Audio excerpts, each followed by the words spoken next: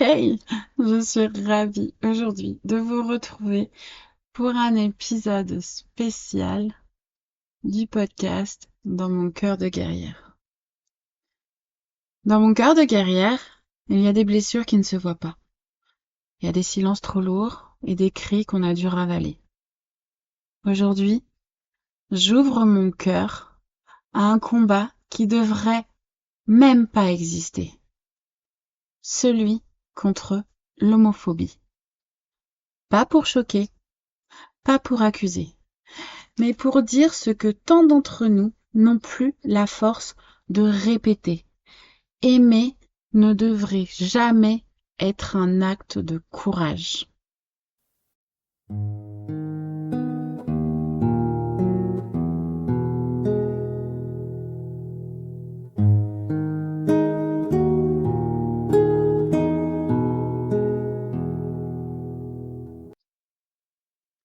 L'homophobie, c'est cette peur, cette haine et cette violence contre celles et ceux qui aiment autrement.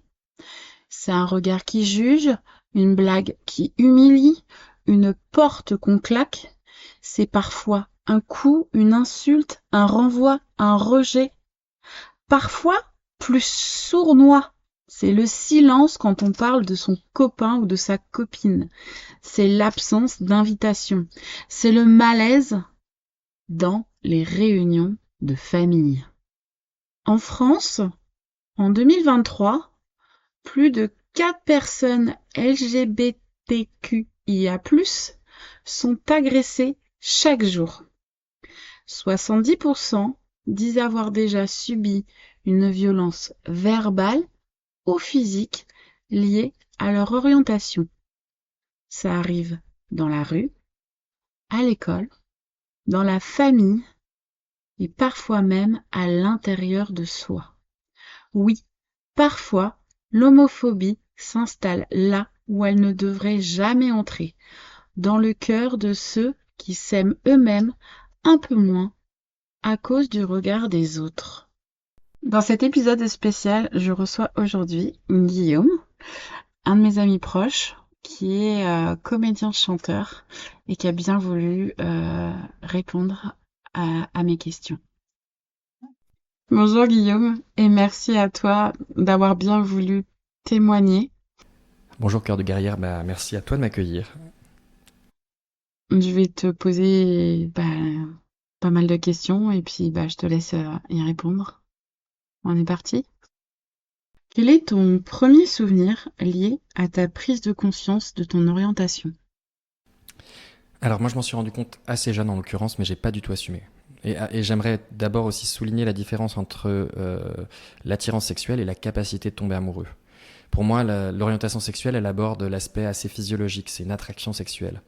Donc quand je dis que je suis gay, je dis que je suis attiré sexuellement par les hommes. Et avec cette définition, du coup, je n'exclus pas de tomber amoureux de quelqu'un, quel que soit son sexe. Pour moi, ce sont deux choses vraiment très différentes. Et pour répondre à la question, j'ai su très tôt en fait que j'aimais les garçons. À l'âge de 4 ans, je me souviens avoir eu un fantasme sur le grand frère d'une amie de ma sœur. Alors quand je parle de fantasme, attention, je parle attention aux pervers qui écoutent ce podcast, mais je parle d'un fantasme à la hauteur de celui d'un enfant de 4 ans. Je rêvais secrètement de donner la main à ce petit garçon qui, lui, devait avoir 8 ou 9 ans à l'époque. Et rien qu'à l'idée même de pouvoir lui donner la main, j'avais des papillons qui se manifestaient dans mon ventre. Et à cette époque, j'avais beau avoir 4 ans, je savais que c'était pas normal, entre guillemets. Et à l'adolescence, un peu plus tard, j'ai vu un film québécois, Crazy, et il y a une scène qui m'a particulièrement frappé, ça m'a touché, ça m'a ému. C'était en fait ce petit garçon qui était dans sa chambre et qui priait Dieu. Il disait qu'il ne voulait pas aimer les garçons. Et à ce moment-là, en fait, ça m'a rappelé cette image de moi, seul dans mon lit à l'âge de 4 ans. Alors je priais pas, mais par contre, je me souviens avoir eu cette réflexion en pleurs dans mon lit en train de me dire tout mais pas ça, parce que je savais que c'était quelque chose qui n'était pas dans la norme de la société. J'en avais déjà conscience. Et après, j'ai grandi en tentant de me voiler la face, et du coup, j'ai fait comme on me demandait. En fait, j'ai donné une image qu'on attendait de moi, donc j'ai pas tout de suite assumé cette facette de moi. As-tu toujours su que tu étais attiré par les personnes du même genre ou est-ce venu plus tard? J'ai toujours su que l'esprit rationnel pouvait être particulièrement fort, au point de préférer être malheureux mais en paix avec le monde plutôt qu'en paix avec soi-même. Mon esprit, il a été capable de me cacher la vérité pendant des années. Il a tout fait pour que je survive dans un monde où on peut comprendre que être soi, ça peut être compliqué. C'est-à-dire que assumer cette part de moi, en fait, je savais que ça allait être compliqué. Mais c'est aussi tout aussi compliqué pour une femme de vivre dans une société masculiniste ou pour toute autre minorité, qu'elle ce soit une minorité de nombre ou une minorité de droit, en fait. Et du coup, comme je l'ai dit dans la réponse d'avant, en fait, j'aimais les garçons dès l'âge de 4 ans, mais j'ai assumé mon homosexualité que vers mes 18 ans. Quel a été ton premier sentiment face à ça? Peur, confusion, soulagement? Euh, je suis passé par plusieurs étapes parce que la seule référence que j'avais sur l'homosexualité, elle venait de la télé-réalité. Et j'ai donc traversé une phase d'abord homophobe. Alors non, j'ai pas agressé physiquement qui que ce soit, mais j'avais des préjugés sur les personnes homosexuelles que je qualifiais... alors je les qualifie maintenant de haut en couleur, mais à l'époque je les voyais comme des monstres. Et je me disais, si je suis pas homo parce que ça veut dire que ce serait leur ressembler, alors jamais je le serais. Et après, j'ai ensuite franchi une première étape en me confiant à une de mes tantes où je lui ai dit, si j'étais gay, j'aurais une femme et des enfants et j'irais voir ailleurs plus tard. Ce que je trouve particulièrement horrible maintenant, mais c'était une étape par laquelle je suis passé. Et un peu avant mes 18 ans, j'ai pris du poids. Ça m'a permis de prendre a posteriori conscience de la grossophobie que j'avais, que je pouvais avoir à l'époque. Parce que dans ma tête, et je pense que c'est assez inconscient, parce que c'est une fois que j'ai perdu ce poids-là que j'ai pu me faire cette réflexion-là, c'est que quand une personne est en surpoids et célibataire, on lui demande pas pourquoi elle n'a pas de copine. Et à l'époque, ça m'arrangeait bien. Et dans ma famille, même maintenant, après avoir perdu ces 35 kilos, ils ont du mal à croire que j'ai fait ce poids en regardant les photos. Et j'avoue, même moi, j'ai du mal à voir. Je trouve que ça se voit pas tant que ça que je faisais ce poids en plus. Mais il y a une part de moi qui me dit, est-ce que mon esprit n'a pas fait en sorte que mon mal-être euh, déborde suffisamment pour qu'on ne me pose pas la question d'une potentielle relation amoureuse? Te souviens-tu de ta première expérience d'homophobie? Ma première expérience, je pense pas m'en souvenir. J'ai le souvenir de beaucoup d'agressions verbales homophobes à l'âge du collège, mais après j'ai aussi la sensation que l'enfant, l'ado, le préado, il peut être particulièrement cruel et que s'il cherche une raison pour faire du mal, il la trouve. Et c'est pour ça que n'étant ni roux, ni gros, étant enfant ni bossu, mais j'avais des manières, les insultes elles ont d'abord été homophobes. Après, dans la catégorie Vous mourrez moins bête, je me rappelle d'un livre sur le Paris Interlope de 1900 à 1945, et j'avais appris que ce qui est devenu des insultes homophobes, donc PD, tarlouse, tante, tout ça, c'était à la base un vocabulaire qui a été développé par la communauté homosexuelle de l'époque pour se reconnaître entre eux. La tante, c'était différent de la tata ou de la tarlouse. C'était un moyen de reconnaissance entre eux. Et tout aussi étonnant que ça puisse paraître, on n'aime pas être mis dans des cases, et pourtant ces catégories-là le faisaient de nous mettre dans des cases. C'est certainement aussi ce qui a créé cet esprit communautaire du groupe homosexuel, on va dire. Et par la suite, ce sont les homophobes qui se sont appropriés ces mots-là et en ont fait des insultes. Bref, je m'égare. As-tu vécu des insultes, du harcèlement ou du rejet à l'école, dans la famille? J'ai vécu plusieurs expériences humiliantes par rapport à ça. J'ai été en couple avec un homme formidable pendant 15 ans et pendant notre relation, dans le cadre d'une visite de famille, que ce soit du côté de mon côté ou de son côté, il y a eu plusieurs mésaventures. Rien qui n'a causé de blessures physiques. En revanche, je dirais que l'esprit, il en a pris quelques coups.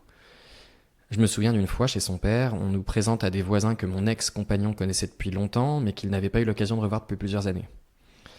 Et lorsqu'on me présente en tant que compagnon, la main qu'on me tendait pour être serrée, en guise de salutation, je dirais, elle a tout de suite été retirée et cette personne ne m'a plus adressé la parole. Ça faisait pourtant déjà 6 ou 7 ans qu'on était ensemble et le père de mon ex n'avait pas voulu parler de l'homosexualité de son fils. Après, j'ai aussi eu, si je change de sujet, j'ai aussi eu une amie qui a coupé les ponts après mon coming out, si tant est qu'on puisse parler d'amis dans ce cas-là. Et ma mère, avec tout l'amour que je lui porte, a fait aussi quelques maladresses. J'ai été professeur de théâtre pour enfants dans un village, dans le village de mes parents plus précisément, et je me souviens d'une étape après mon coming out où ma mère ne voulait pas que ça se sache par protection. Alors tout part d'une bonne volonté, et je lui en veux pas, mais derrière ça, ça cachait quand même une certaine forme de pensée homophobe. Elle avait peur que si on apprend mon homosexualité, je sois accusé de pédophilie. Je passe de commentaire cette réflexion, mais ça peut être un peu humiliant et blessant. Y a-t-il un moment marquant où tu t'es senti particulièrement seul, en danger ou incompris? Alors ma solitude, je l'associe pas du tout à mon orientation sexuelle. Je pense que on serait plutôt sur un autre sujet, ce serait l'amour de soi, et ça c'est un autre débat. Incompris plein de fois par contre. Et je pense que comme beaucoup de choses, on peut entendre certains sujets sans les comprendre.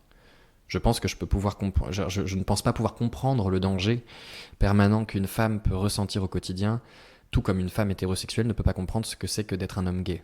Mais est-ce que ça nous empêche de communiquer sur le sujet? Je le pense pas non plus. Je pense que le sentiment d'être incompris, c'est ce qui crée la communauté, qu'elle soit plus ou moins grande. Et est-ce que je me sens en danger? Ça peut être un des liens qui crée cette communauté, et malheureusement bien trop souvent. Lors d'événements LGBTQIA+, quand j'y participe, comme la Pride par exemple, je peux pas m'empêcher de ressentir un instant d'insécurité avec tous les tarés qui existent dans ce monde. Donner la main dans la rue à un homme, je le fais pas. Et pendant 15 ans, avec mon ex, nous avons été plusieurs fois emmerdés alors qu'on s'embrassait pas en public, qu'on marchait dans la rue sans laisser apparaître qu'on était ensemble. Euh, et on a quand même été emmerdés. Après, bon, je mets pas tout sur le dos de la peur, il y a aussi de la pudeur de sa part et maintenant peut-être aussi un peu de moi. Quelles paroles ou attitudes t'ont blessé le plus? Quand on me dit ça se voit, ben j'ai l'impression que mon orientation sexuelle, ça devient mon identité complète. Et je suis tellement plus que ça en fait. Je suis Guillaume, j'aime le théâtre, j'aime chanter, j'ai un sale caractère, je suis borné, j'aime les moules frites et la tarte au citron, j'aime mes amis, j'aime coucher, j'aime sortir, j'aime regarder des séries que je connais par cœur. Donc c'est vrai que cette parole qui serait de dire ça se voit, c'est quelque chose qui me plaît pas particulièrement. Après, tous les autres propos homophobes, genre, je suis vraiment assez rarement atteint par les propos comme c'est une maladie ou d'autres propos violents, hein. Peut-être parce que j'ai suffisamment fait le travail sur le sujet pour ne plus me poser la question. Et du coup, ce qui fait me poser cette question, c'est de me dire, est-ce que j'ai fait le travail nécessaire sur cette fameuse réflexion, ça se voit? Et là, j'ai une piste d'introspection à explorer et mon psy a encore du pain sur la planche. Comment ta famille a-t-elle réagi quand tu leur as parlé de ton orientation sexuelle? Dans ma famille, les réactions, elles ont été plutôt positives. Dans un premier temps, après par la suite, on se rend compte qu'il y a quand même une certaine forme d'homophobie un peu normalisée, mais je la retiens par rigueur parce que moi-même je l'ai été en fait. C'est aussi à moi d'être au clair concernant mon homosexualité. Dans un premier temps, j'ai l'impression que ça me définissait, mais je me rends compte que le rapport était trop important. Et maintenant, si on me définit par mon orientation, ça m'agace, vraiment. Alors si j'ai un conseil à donner, je dirais que lorsque quelqu'un fait un coming out, après moi c'est mon point de vue, mais je recommande de pas dire je le savais depuis longtemps. Pour la simple et bonne raison que le coming out c'est une étape extrêmement importante. Et ça demande beaucoup d'énergie et beaucoup de courage pour certains et certaines. Et tout comme ça a demandé aussi beaucoup, beaucoup d'énergie de le cacher aux yeux des autres et peut-être même à soi-même. Et donc dire je le savais depuis longtemps, c'est comme se dire bah en fait tous les efforts que tu as fait jusqu'à présent, ça n'a servi à rien. Ça minimise un peu, je trouve, le propos. As-tu choisi de ne pas le dire à certaines personnes et pourquoi? Au départ, je choisissais les personnes à qui je décidais d'en parler et à d'autres non. Après, tout est une question de confiance en soi et en l'autre. Et pour la petite histoire, j'ai une amie de lycée à qui je comptais faire mon coming out et elle a eu une réaction qui m'a fait retarder l'annonce. On sortait du métro parisien et on croise un homme et là elle me dit alors si lui il est pas pédé, je veux bien qu'on me coupe le bras. Et il s'avère que elle a ce petit côté rustique qui m'a fait retarder cette annonce, on va dire. C'est-à-dire que quand elle a dit ça, je me suis dit ce n'est peut-être pas le bon moment. Et quand elle a su que je comptais lui faire mon coming out à ce moment-là, elle m'a présenté ses excuses pour les mots et le comportement qu'elle avait eu, mais je lui en tiens pas rigueur en vrai. C'était pas. Il faut dire que moi aussi, je suis très très cru dans beaucoup de propos, y compris l'homosexualité. As-tu perdu des proches à cause de ton orientation sexuelle? J'ai perdu quelques amis, mais en vrai, très peu. Et je m'attarde pas sur ces personnalités parce qu'en réalité, est-ce que c'était vraiment des amis? Bon, vous avez 4 heures. Y a-t-il des gens qui t'ont soutenu dès le début? Et qu'est-ce que ça a changé? J'ai surtout eu l'occasion de rencontrer l'un de mes meilleurs amis qui m'a fait prendre conscience que l'homosexuel n'était pas uniquement un personnage caricatural que j'avais comme repère dans les émissions de télé-réalité. Il a été un soutien malgré lui en fait. Alors je sais pas si on peut parler de soutien dans ma situation parce que j'ai quand même la chance d'avoir une famille qui a plutôt accepté la nouvelle. J'avais un compagnon avec qui j'ai partagé 15 ans de ma vie, on s'est soutenus l'un et l'autre, on a grandi ensemble. Donc en tout cas j'ai quand même eu de la chance sur mon parcours. As-tu eu honte de toi à un moment? Ouais, plein de fois. Oula, j'ai plein de fois honte. Et c'est même mon lot quotidien. Et la honte, c'est tout de même le rapport qu'on porte sur soi et qu'on va projeter sur les autres. Dans un premier temps, ce qui m'a posé problème et qui avait un rapport avec la honte, c'est que dès que je parlais de mon homosexualité, c'était qu'on fasse une annonce, un rapport avec la sodomie, qui prend, qui encaisse. Et au départ, je pense que c'est ça qui me gênait, en fait.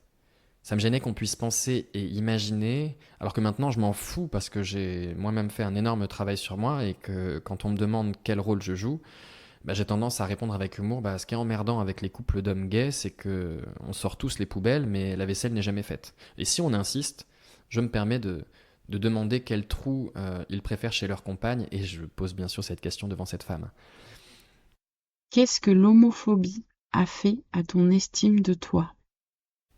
En vrai, euh, c'est une question un peu bizarre, je suis pas sûr de la comprendre, donc je dirais en vrai que ça n'a rien fait, ou de temps en temps, quand on me dit TPD, ça se voit, bah cette homophobie normalisée, ça me blesse parce qu'elle me donne la sensation que mon orientation sexuelle me définit entièrement, comme je disais en fait dans les réponses euh, précédentes. Mais c'est aussi encore mon propre rapport et l'importance que je vais donner à ces personnes qui n'en valent pas la peine en fait. Tout ce qui est de l'ordre de l'homophobie verbale, j'y accorde assez peu d'importance. Et j'ai tendance à rentrer dans le jeu pour déstabiliser ces personnes-là. En revanche, les agressions, ça, j'ai du mal à réaliser que ça puisse encore exister. Et pourtant, j'ai failli me faire casser la gueule plus d'une fois. Et certains de mes très bons amis n'ont pas eu la même chance que moi. Qu'est-ce que tu aurais aimé qu'on te dise à 15 ans?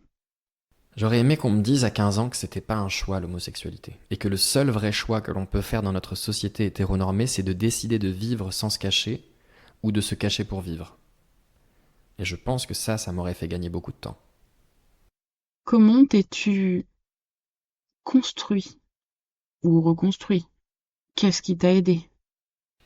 La relation avec mon ex, elle m'a construit tout court. Mes amis et la vie aussi, et le travail que je fais avec mon psy. Ah oui, ça j'en dépense de la thune chez le psy.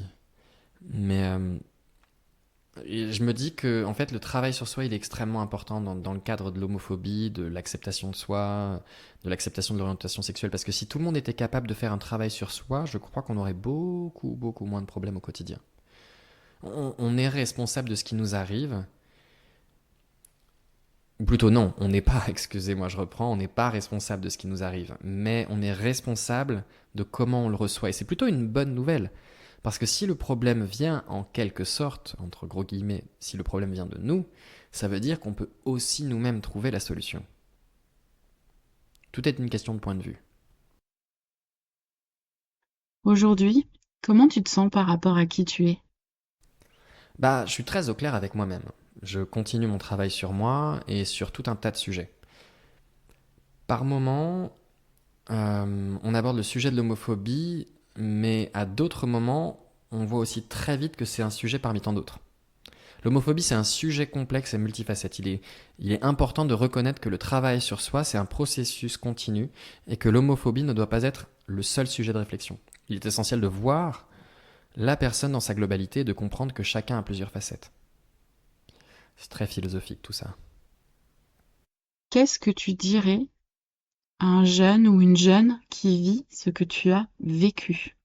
Je lui dirais que la seule vraie personne qui peut l'aider, c'est lui-même. Que changer les autres n'est pas c'est pas un combat vain, mais euh, pouvoir le faire, à mon sens, pour pouvoir le faire, à mon sens, il faut d'abord équilibrer son rapport à soi et que lorsque l'on rayonne, on rayonne sur soi mais aussi sur les autres. La vraie piste, c'est soi. L'auto-assistance, l'auto-réflexion, c'est crucial pour le développement personnel. Le rayonnement de l'intérieur, il va vers l'extérieur, quoi qu'il. Et ça permet de se sentir mieux avec soi-même, mais aussi d'influencer positivement les autres. C'est un message puissant que j'aurais envie de donner. Quelle place a l'amour dans ta vie aujourd'hui? Oula, vaste sujet. L'amour, c'est un sujet assez profond et personnel, et c'est important de prendre le temps de travailler sur soi et de comprendre ses propres sentiments et attentes avant de pouvoir pleinement et sainement s'ouvrir à l'amour. Ce travail, il est personnel et il est essentiel pour construire des relations saines et épanouissantes. Alors je ne me prononcerai pas sur le sujet parce que je suis en plein travail dessus. Et dernière question, si tu avais un micro pour parler au monde entier pendant 30 secondes, tu dirais quoi? Venez me voir au théâtre. Non, plus sérieusement, ce serait de se concentrer sur le positif et de tenter d'aller à l'encontre de nos réflexes qui seraient de parler des événements marquants négatifs. Je pense que quand on encourage les gens à chercher le positif et à éviter de se focaliser sur ce qui ne va pas, on peut contribuer à un environnement beaucoup plus optimiste et constructif. Allez, 3 dernières petites questions bonus avant que tu nous quittes. Quel mot te vient quand tu entends homophobie? Gai refoulé. Je ne vois pas d'autre possibilité. Si ce que tu fais avec quelqu'un au lit te pose un problème, c'est que ça vient taper là où ça fait mal, hein, sans mauvais jeu de mots. Alors détends-toi, tu seras moins serré et tu pourras y prendre du plaisir même. Comme j'aime dire, l'homophobie, c'est comme la sodomie. Si t'as un problème avec, c'est que t'as un problème d'ouverture. Y a-t-il une chanson, un film ou une phrase qui t'aide à tenir? Alors, autant dans la vie privée que pro, j'aime beaucoup cette citation, mais je sais plus d'où elle vient, c'est rien n'est jamais perdu pour celui qui refuse d'abandonner. Ça m'inspire au quotidien. Bon, après, ça montre aussi que je suis borné, mais bon. Et as-tu déjà pleuré de soulagement après avoir pu être toi-même? Bon, certainement, ça c'est clair. Mais pleurer de soulagement, c'est une réaction assez naturelle et saine après avoir surmonté des obstacles personnels. Donc ça montre l'importance de l'expression des émotions et du partage de ses expériences. Parler de ses sentiments et de ses luttes, ça peut être extrêmement libérateur et thérapeutique. Je te remercie énormément, Guillaume, pour ce témoignage. Merci beaucoup de libérer la parole sur ce sujet très sensible. Bah, merci à toi, cœur de guerrière, de m'avoir proposé. J'espère que ça apportera quelques pistes de réflexion à tes auditeurs. Bisous, bisous.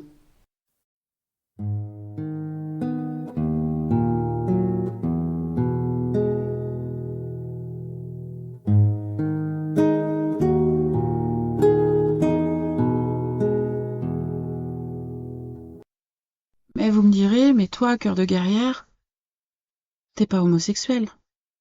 Non, je le suis pas.